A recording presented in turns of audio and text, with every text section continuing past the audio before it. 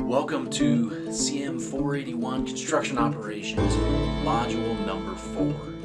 Today what we're going to talk about is communication on the job site. Communication is one of those things that will either make the job site go really well or really badly. It'll make the job be successful or not successful. Communication is such a huge part of construction. Because construction is a relationship-based business, you have to be able to communicate. And I think in this day and age, we're getting shortchanged when it comes to communication. Because there is so much communication that doesn't happen that used to happen. Now, I'm not blaming anything, but we do have a tendency to text people instead of give them a call on the phone. And I'm sure you can relate to that. Like, I really don't want to talk to that person, so I'm just going to text them. Text will be easier. And sometimes a text is the best way to communicate. But we haven't learned communication skills throughout our childhood the way that we used to. And it's so important for construction and so important for job site management in general, that I want to take this week, this module, and I want to make sure that you guys have a good basis in communication, in knowing what you need in order to communicate really well on a job site, and really well with subcontractors, and really well with owners. Because we have to communicate with so many different types of people all day, every day, maybe at the exact same time. You might be sitting in a room with a subcontractor foreman who maybe didn't graduate high school but knows so much about their trade and knows how to do it in and out and is extremely intelligent. And then in that same room, you might have a owner who's worth $1 billion and thinks they run the world. And you have to figure out how to get everybody to come together. This is the job of a superintendent. This is going to be your job. Maybe as a project manager, maybe as a superintendent, but this is something we do in construction. So it's important that we spend some time on communication. And there are a lot of reasons communication fails. There's so many things we can control about communication. And there are things like time, when we communicate, the place we communicate, the subject we communicate, the words we use to communicate. We can always exercise controls over those things. But there's a lot of things that sometimes we can't control. And we really want to look at both of those sides. But some of the reasons that communication breaks down, some of the reasons that communication fails in construction are, first of all, lack of preparation and planning. Have you ever been in a situation where maybe you went into a meeting and because of lack of preparation on the part of whoever was running that meeting, the meeting failed because they really didn't know what they were talking about. And they really hadn't planned on what they were going to talk about in that meeting. So the meeting went a direction that they didn't want it to go. They had no control over it because of lack of prep and planning. Another reason that communication breaks down and fails is failure to exercise controls that are available. Now those were the controls that I just mentioned.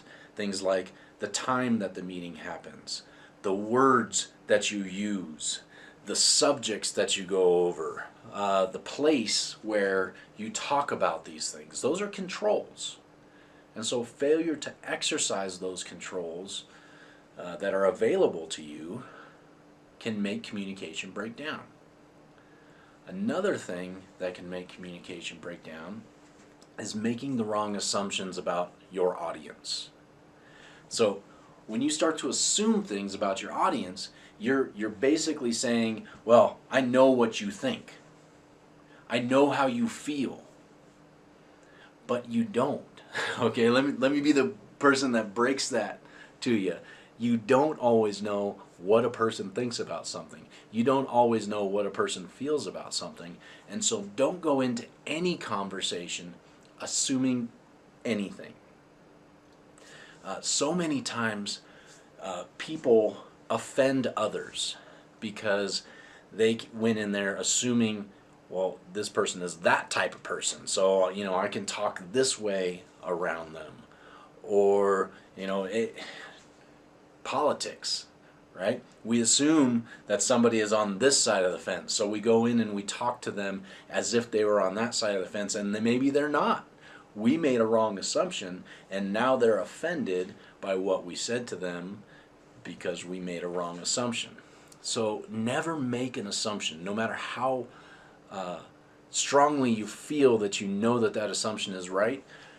Don't make an assumption about your audience. Another thing that can make communication break down is unexpected events that block communication.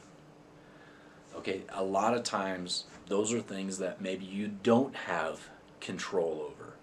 Things that might happen that could block the communication. And so these are things that we're going to talk about in more detail. Another reason that communication breaks down, I've given you four, this is the fifth, is failure to recognize barriers to understanding. So there's a lot of different types of barriers to understanding that we don't always understand. We don't understand what that barrier is to understanding, but we need to be sensitive that there are barriers to people understanding what we say. There's different types of barriers. We're going to go through what those types are, because hopefully we can figure out ways to communicate better by looking at how poor communication happens. And then I'm going to give you some realistic, on-the-job tools that you can use to communicate better as a construction job site manager, construction project manager, or just in your daily lives.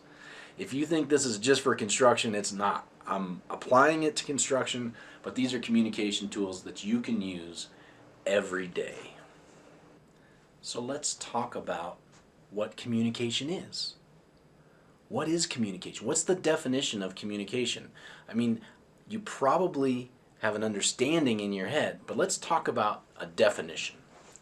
Communication is the process of sending thoughts, instructions, or messages from one person or group to another. Communication is the process of sending thoughts, instructions, or messages from one person or group to another. And so, why does that break down? That seems easy. Like, okay, I've got a thought. I'm going to take that thought and I'm going to send it to this person. Sounds pretty simple, right? It's not always that simple. There are so many things that get in the way of that process. And when we look at the basics of just a message, we start to begin to understand why communication is so complicated. There are 6 basic pieces to a message, okay? Elements of a message. Who are we talking to? What are we trying to say? Where is it? When is it? Why is it? And how is it? That's 6 different things that we need to communicate for every single message. Now, when you did your daily reports, you had all of this stuff you had to put in there, and hopefully when you communicated in that daily report, you had all of this. Who, what, where, when, why, how. I would venture to say that most of you in your daily reports had 1, 2, 3, 4, and 6. Many of you probably skipped over why. Why? Why did you skip over why? Why is why important? Why should we care about why? Why should anybody care why? Okay, well, let me talk to you about this in terms of construction. You go and you tell somebody, you're a superintendent on a job, and you say, let's build this wall, okay? So you are going to build this wall right here, right now, and you're going to build it using those tools and that material. Which one did I miss? I missed the why. I told them exactly what they needed to do, where they needed to do it, when they needed to do it, and how they were going to do it. But I didn't tell them why they were going to do it. Is that important? I mean, really, as leaders, we should just tell people things and they should do it, right? Is it really important that we tell them why? Why do I got to waste my time telling you why? Well, it is important. Because you want people to be more autonomous in their work, to make decisions that affect them. And so what you can tell them is, yeah, all that stuff. But why do we need to put that wall there? Well, because first, if we got to do that one first, because if we don't do that one, then we can't build on these.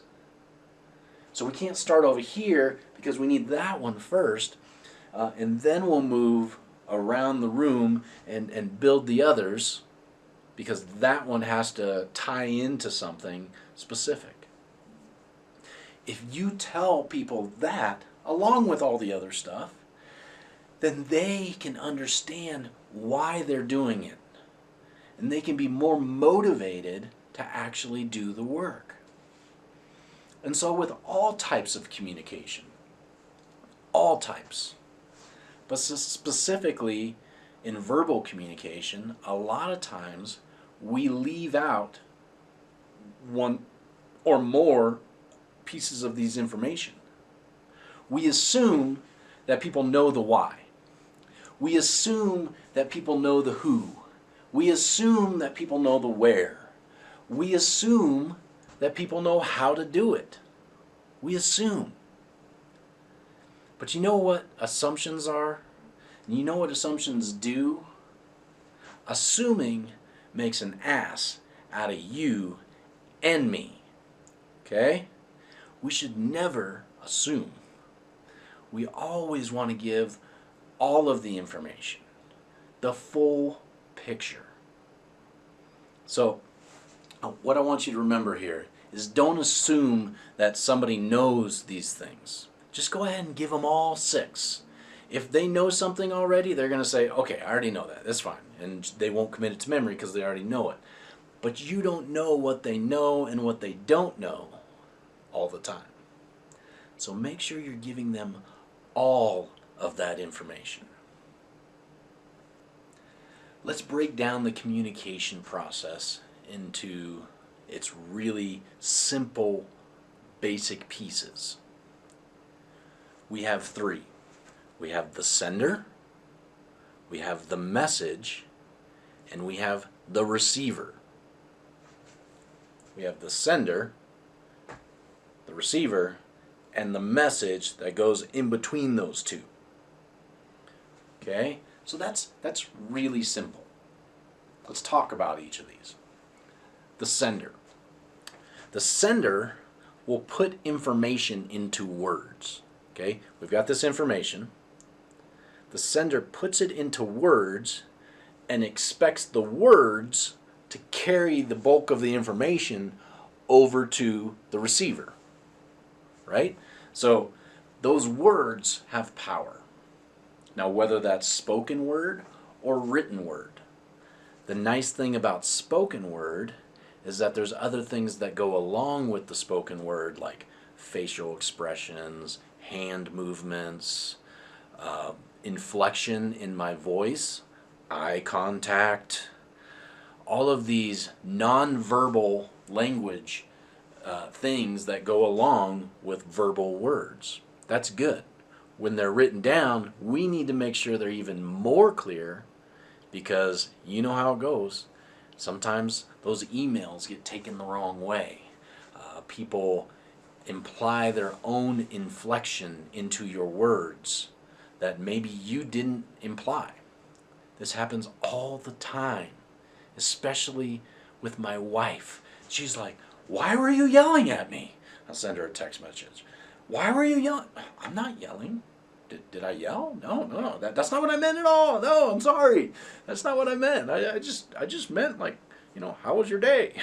Not how was your day. Inflection means a lot. So when you're writing the words, make sure it's super clear. When you're using spoken words, the words you choose are very, very valuable and important. The words used must have common meaning. Okay? If the person you're talking to doesn't understand the words that are coming out of your mouth, then they don't have common meaning. And so a lot of times that's like jargon or like regional things that we call stuff. But in construction, we've got all these things we say. Did you write that RFI? Well, that RFI said this. What's an RFI? If you're not talking to somebody who's in construction, they don't know what an RFI is. So you have to make sure that that jargon is understood by the person that you're talking to. How you express things, that's always important. To make sure that you're expressing things the way that that person understands. Do not make assumptions, here we go again, about what that other person's knowledge of those words are. Don't make an assumption, because you don't always know. The biggest problem with students who go out into the industry right now is they want everybody to think that they know everything already. Well, I went to school for construction management for 4 years. I should know everything that they're talking about. But you don't, and you won't. And so you need to ask questions.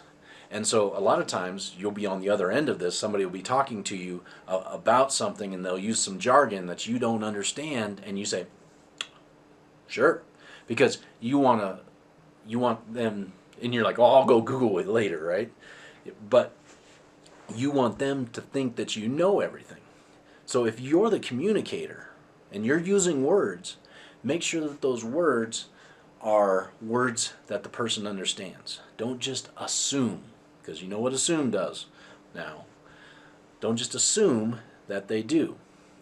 The other thing, I really want you to pay attention to this. So put down your phone and listen to me for just this section. Just this second, right now, okay? You hear me? You looking in my eyes? Before you talk to somebody, you need to capture their attention. See what I just did there? I captured your attention before I said it, because now you have listened to that. I know you've listened to that because I captured your attention before I went forward. It's a thing that speakers do all the time. They say, if you listen to one thing in my message, I want you to listen to this one thing. And all of a sudden everybody's paying attention. Like, well, I can listen to one thing. I mean, maybe not 10, but I can listen to one thing, right? So you capture their attention so that they can understand the words that you're saying. The next piece of this after the sender is the message. We have the sender, receiver, and the message in between. So let's think about the basic elements of a message. Now, when there's a message, you're trying to get something across. But what's the purpose of that message? Are you trying to get information to somebody? Are you trying to get them to do something? What response are you expecting from them? Do you expect them to take a specific action at a certain time? What is the purpose of your message? Think about the purpose when you're giving a message. My purpose is to get across to you how to communicate better. I've thought about and planned how I'm going to do that and how this message is going to come across to you. And hopefully I do a decent job. I'm not promising, but I'm trying, okay? But what's the purpose of your message? If there is something very simple that you want somebody to do, keep the message simple. Okay, so this is where you need to kiss a lot of things, all right? Just kiss, kiss, kiss, kiss, kiss. Keep it simple, stupid, all right? This is the KISS principle. Keep your message simple if you have a simple thing that needs to happen.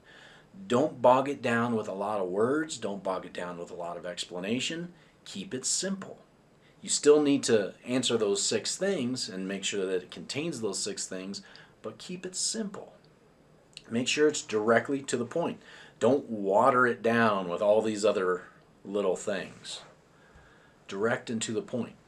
Now, if it's not simple and there's a lot that goes along with it, then it's going to be a detailed message and it's going to be a detailed maybe conversation.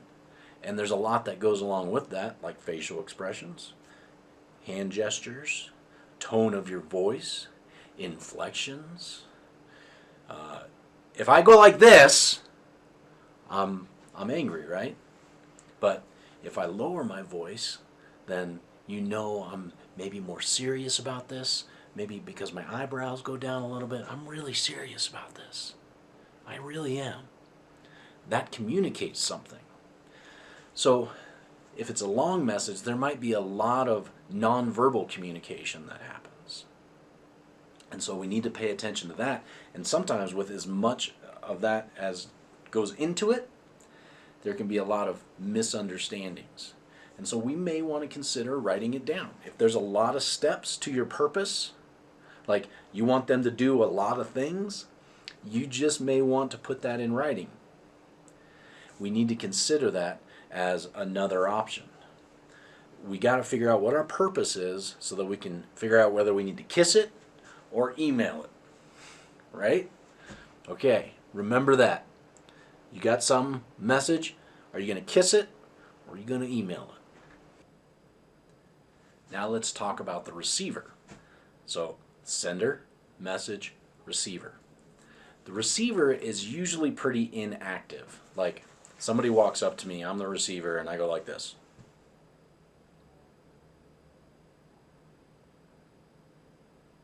You see that? Pretty inactive, right? The receiver is usually pretty inactive. So there's 2 things. If you're talking to somebody, then you're talking to a receiver, or you might be the receiver. So let's look at both of those. If you're talking to somebody, let's say you want to do a pick with the crane tomorrow, and you go up to the operator and you say, "Hey Tony, do you remember that pick we're supposed to do tomorrow?" You have prepared the receiver for what they're about to hear. Now they're ready to receive it. Tony is ready to receive information about that pick. Maybe what time it's at, how we're doing it, what it is, why we're doing it, why we're putting, remember, all 6 of them, okay? But the receiver, you want to prepare them as best you can. Now, when you are the receiver, it's a little bit different. When you are the receiver, you need to make sure that all 6 of those questions are answered. The who, what, when, where, why, how. Okay? So make sure that you're asking questions. A good receiver is going to ask questions about the message. The message is coming their direction, and maybe it has all the information in it, maybe it doesn't. Ask questions to either clarify the information or maybe get more information to understand the message. All right? So we've got sender, we've got the message, and we've got the receiver of the message. Next, let's take a look at the 3 key communication activities: speaking, listening, and feedback. Speaking, listening, and feedback. We're breaking all this down into some real simple stuff, aren't we? So, speaking. Now, let's talk about the best way to speak to somebody if you want them to understand you. there's a thing called the preacher's concept, what it means is that there was this really great preacher in town, and his congregation always knew exactly what he was saying, and they said he was one of the best communicators ever. When asked why, they said, I don't know, he just is. So they went to the preacher and they said, why does everybody consider you such a great communicator? And he said, I don't know, but I'll tell you one thing I do. I always stick to these three principles. I tell them what I'm going to tell them, I tell them, and then I tell them what I told them. I tell them what I'm going to tell them, I tell them, and then I tell them what I told them. All right? And sometimes, he said, well, if it's really complicated, I'll even do that for one chunk of what I'm telling them. So I may tell them at the beginning of the sermon, this is what I'm telling you, and then I tell them. And then I tell them what I told them. And then for this one section, I might say, here's what I'm about to tell you. He tells them, and then he tells them what he told them. Just in that one section. And so he always went through that. So everybody always came away with something because they heard it first, they were ready to receive it, they received it, and then they were reminded of what they received. This is a great principle for you as an individual trying to get a message across. Speaking. Tell them what you're going to tell them. Tell them. And then tell them what you told them. Okay? Now the second piece of this is the listening. You need to be a great listener. That is your biggest job when you get out into construction, is to be a great listener. Now, what do I mean by that? A lot of people confuse listening with hearing. They are two totally separate things. A lot of times when I'm talking to my wife, I'm hearing her, but I'm not listening to her. And then when it comes later, like, I told you that. And I was like, I probably heard you, but I didn't listen to you. Okay? And now I'm in trouble, right? So we need to become better listeners, not better hearers. Many times what we're doing when we're supposedly listening to somebody is we're just hearing them. And while we're hearing them, we're thinking about what we're going to say. We're all guilty of this. All of us. Everybody who's under the sound of my voice right now is guilty of this. We're formulating our response before they ever finish. And it's pretty short-sighted of us to think that we know what they mean before they're ever done. I mean, we might, but we might not. And a lot of times we don't. So we need to make sure we're understanding what they say. And a lot of times that's with questions, which goes into the next piece, which is feedback. But we need to be asking questions so that we truly understand. That's listening. That's active listening. You can't truly respond to somebody about something until you actually understand exactly what they're trying to communicate with you. That's true listening. Don't confuse listening with hearing. Now, feedback. Feedback is what happens after listening. So you've listened really well. Now, feedback is to increase understanding of what was said. So it could be in the form of a question. Feedback could be asking the person a question about what they said so that you truly understand it. Feedback must be used whenever there is a chance that misunderstanding could have happened. And you know those 6 basic principles, the who, what, where, when, why, how. If there's any question about any of those, feedback helps to clarify those things. If there was any information that was missing or assumed, maybe we shouldn't assume that. Maybe feedback is going to answer that question for us. And so there's some basic ways that we can obtain feedback. We can ask if we're the message giver, okay? If we are the sender of the message, we can ask the receiver his or her understanding of the message. So have them repeat it back to us. And then watch what they say. Do they have questions about how they receive it? Or, do they have a questioning look on their face like, I think you said to do this. Well, maybe it wasn't as clear as you thought it was when you said it, when you gave that message. Ask questions about your message and listen carefully to what the receiver says. Did the receiver actually hear what you had to say? You can look at their facial expressions. Like I said, just this. That may not be an understanding look. I see this in students' eyes all the time. Like, what did you say? I don't know what he just said. You know what he just said? And they look at each other like, do you know what he just said? No, you don't. I don't know either. If I'm watching that, I can say, my message didn't get across. Now I need to say it again and make it clearer. Okay, so watch the way that your receivers look. And then talk about the feedback. Talk about it together. Like, well, you thought I said this, but what I was really trying to communicate is this. And so sharing back and forth the clarifications in feedback. Okay? So make sure people truly understand your message. And it's smart to never assume, okay? Never assume.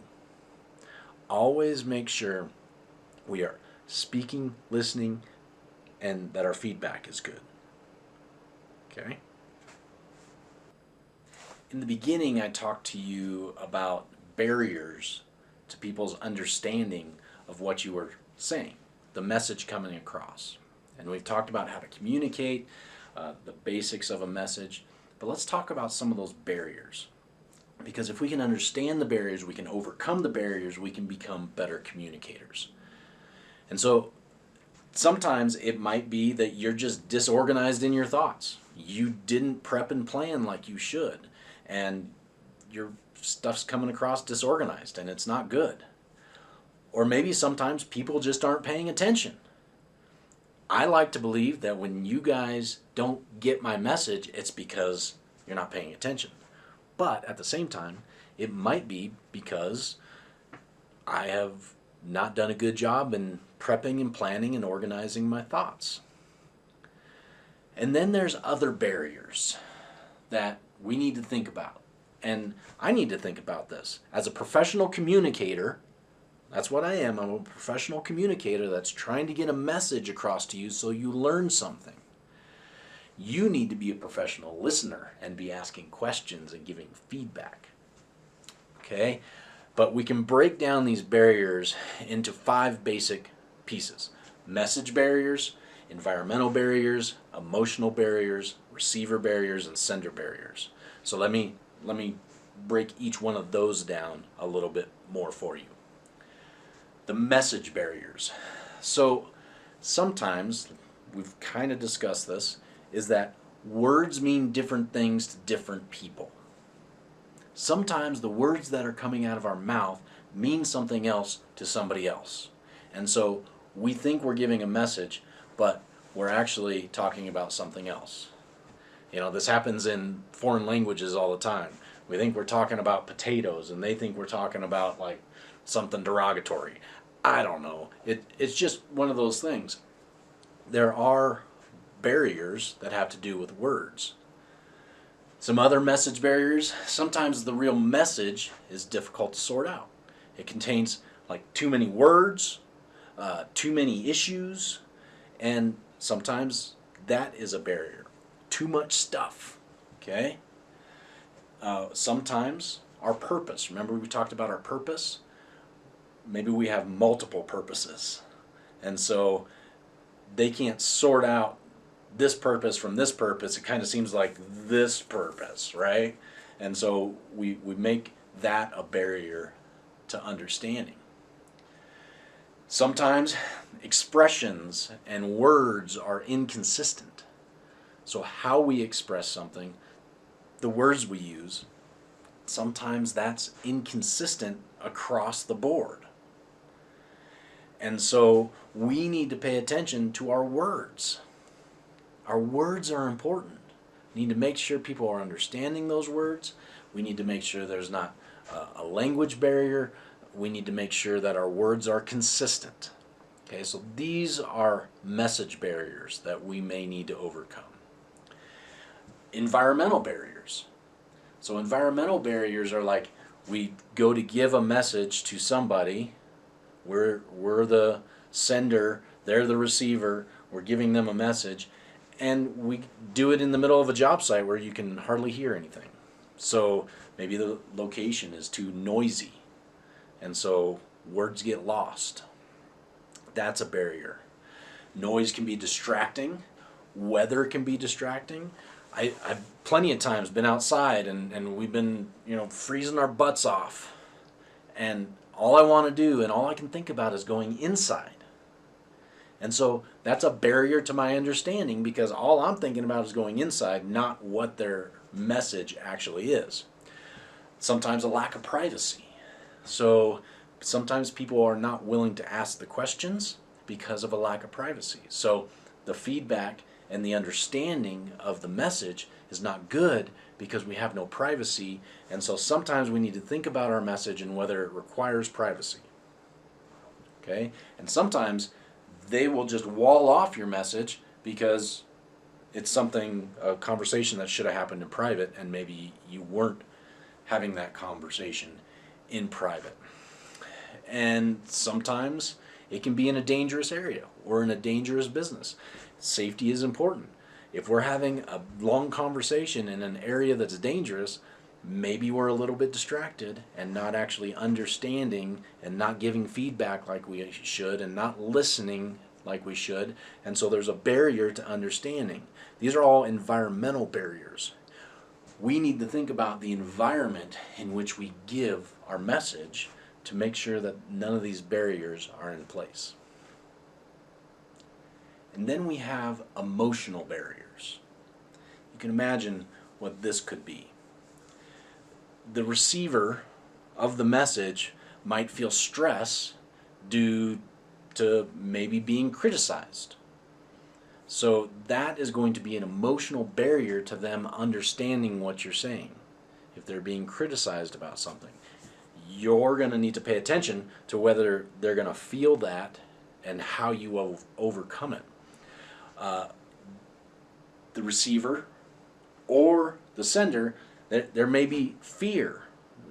One of them or both of them might be afraid of each other for whatever reason. Maybe one has power over the other's job, and so there's fear there of losing their job, losing their position. That is going to be an emotional barrier to understanding the conversation. If I'm afraid that I'm going to lose my job because if I don't know this, then when the person tells me it, I'm going to say yes, yep, okay, even if I don't understand it.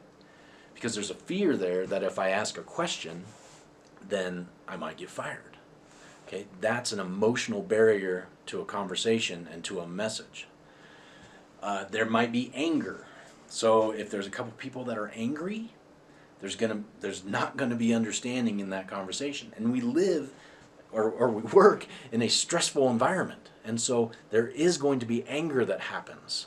I mean, I've been on job sites where it went to blows between subcontractors because there was too many people working in one area. Seriously, guys, this is just work. This isn't life. Why are we taking it that seriously? Come on now. But it gets to that point because it's a stressful industry. Another thing is harsh language. Be careful about the language you use around people. Now, you might think, well, everybody in the construction industry uses cuss words or drops the F-bomb. But that may not be the case. There are certain people, when they hear those words, it creates an emotion within them and they shut down. You know, if somebody drops an F-bomb, it's like, whoa. And I understand we're in an industry that maybe a lot of people cuss. But you have to be careful when you know your audience, when you know the receiver and you're the sender, make sure that you're not using language that is preventing your message from getting across to them. So if there's, you know, anger in a situation and there's F-bombs and there's all these barriers to your message getting across, how many people have ever been in an argument and you don't remember anything about that argument other than that you were in an argument and you're pissed? Well, that's because there was a lot of barriers there. There was anger, there was probably words, there was fear, and fear of being criticized. All of those things could have been present in that argument. And so, yeah, there was nothing getting across from here to here. Now I'm just giving relationship advice. But we're in a relationship-based business, so we need to understand when those barriers are in place. And then we have our receiver and sender barriers. These are kind of intertwined. We've got a receiver on one side and a sender on the other. So what could those two people do wrong in either receiving or sending? Some of the receiver barriers that we have, we've already kind of talked about. The receiver may not understand the message and doesn't ask questions about it. They're afraid to appear dumb or inexperienced, and they don't want to ask questions. So they may appear to agree, but they're uncertain about what you're telling them. But there's other things, like they may be preoccupied, like they're working on something, they're building something, and you're talking in their ear, and they're preoccupied, and they say, oh yeah, sure, yep, I got that, nope, yep, definitely. And they actually don't receive the message. Another barrier could be that they get offended. As soon as somebody gets offended, usually their wall goes up and they're not receiving anymore. And so you need to make sure that you're not giving them a message that's contrary to their beliefs or values, unless that's the whole purpose of the message. Sometimes the receiver jumps to conclusions.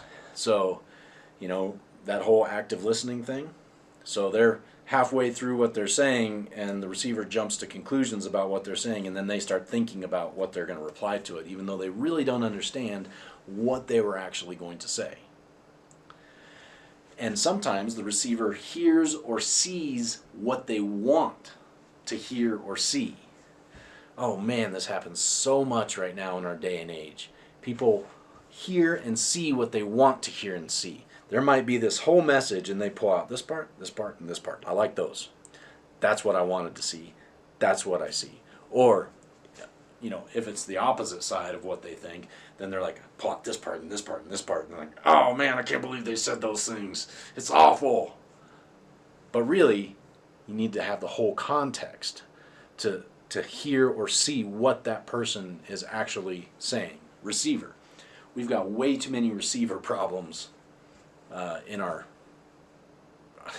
not just in our industry, but in our lives right now. I know you understand how this is.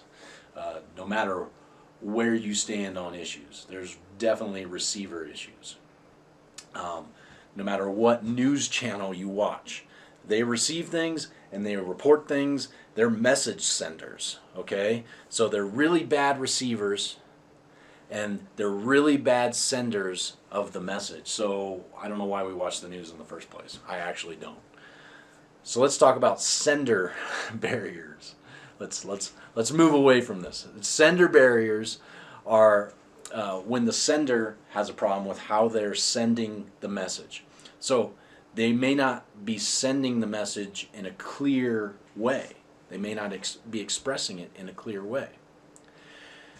The other thing a sender might not have is they may not be aware of the response that they're going for. So they didn't have a purpose for their message, so that they don't know what the response they want. And so the sender is not going to be able to tell from feedback if the receiver actually received anything because they don't know what they're looking for.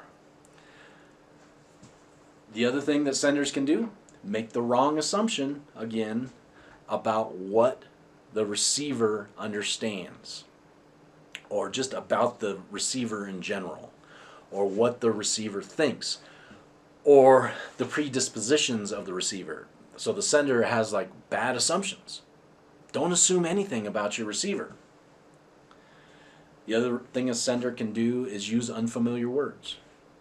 Remember when we talked about RFIs and these things that maybe not everybody understands. So make sure that you're using familiar words to your receiver. You could fail to reduce the environmental factors and emotional barriers. So the environmental barriers and the emotional barriers we just talked about, the sender needs to be conscious of those things and remove those barriers. So that could be a sender barrier failure. Or the sender doesn't check for understanding from the receiver and receive commitment from the receiver for doing the stuff, doing the work.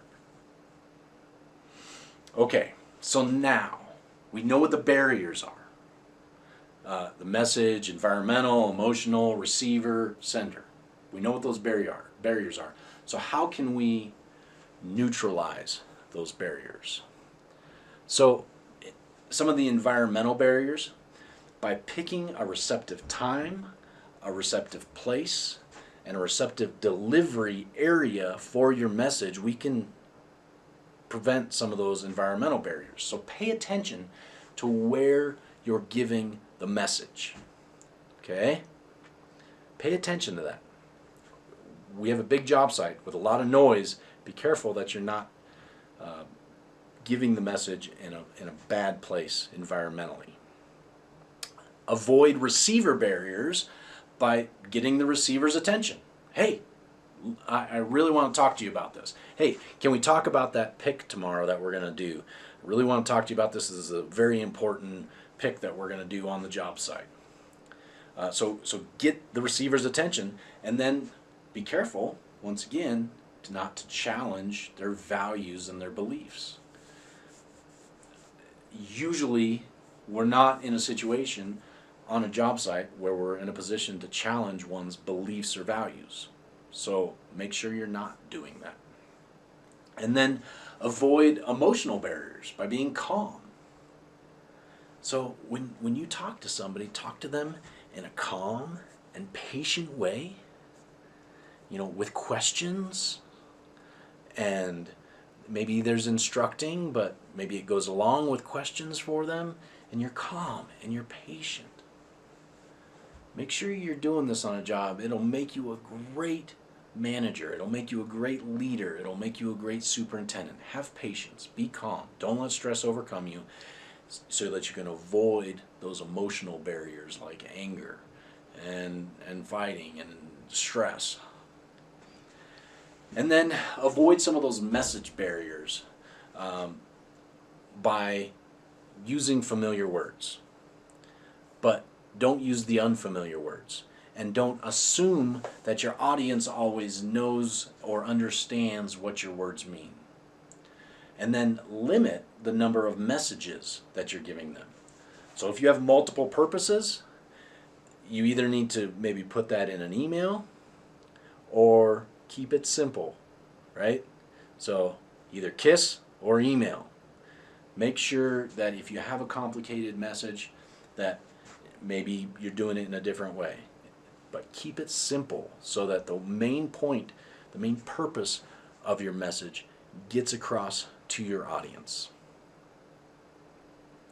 So no matter what situation you're in, no matter whether you're trying to communicate with subcontractors, communicate with an owner, communicate in front of a huge audience, or with one person on a job site next to a job box.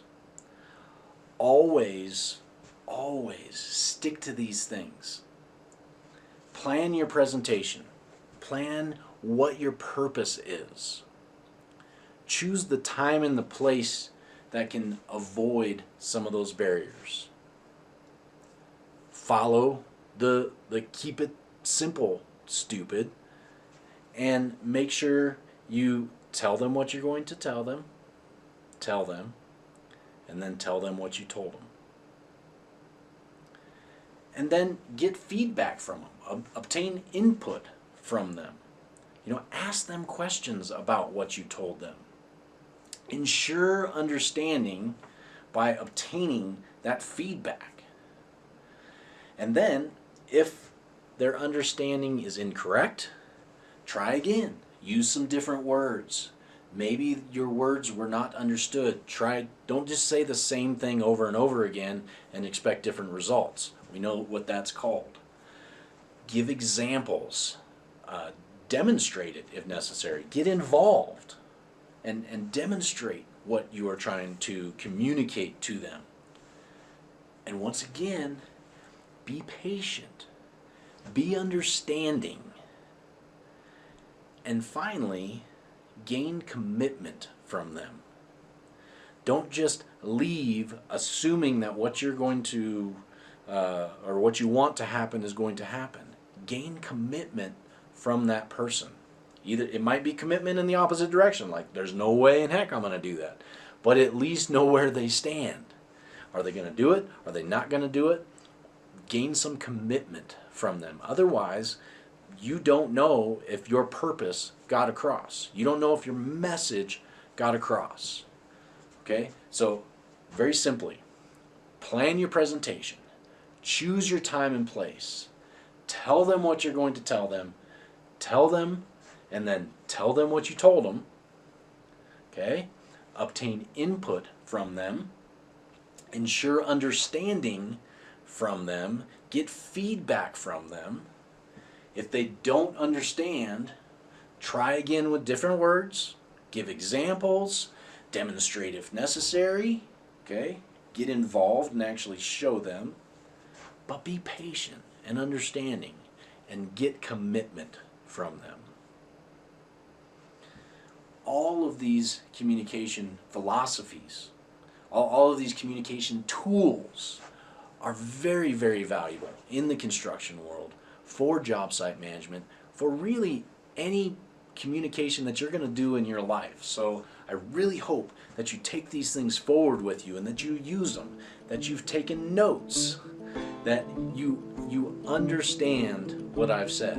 And if you don't, maybe you give me some feedback and say, well, what about this? What about this? And I'll clarify for you. That's good communication. That's good listening. All right.